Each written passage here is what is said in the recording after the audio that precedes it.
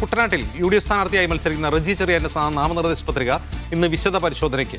Case വിവരം സത്യവാങ്മൂലത്തിൽ ഉൾപ്പെടുത്തിയില്ല എന്ന LDFന്റെ ആരോപണത്തെ തുടർന്നാണ് പത്രിക വിശദ പരിശോധനയ്ക്ക് മാറ്റിയത്.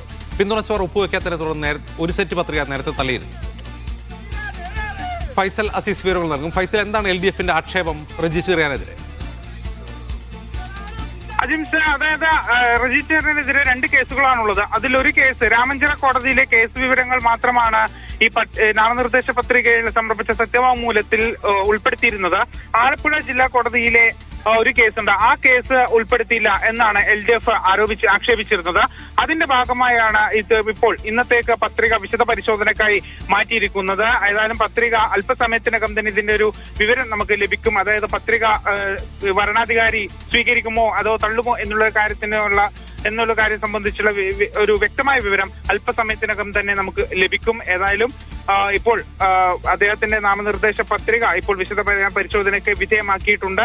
ഏതായാലും പത്രിക സ്വീകരിക്കാൻ തന്നെയാണ് സാധ്യത എന്നാണ് മനസ്സിലാക്കുന്നത്.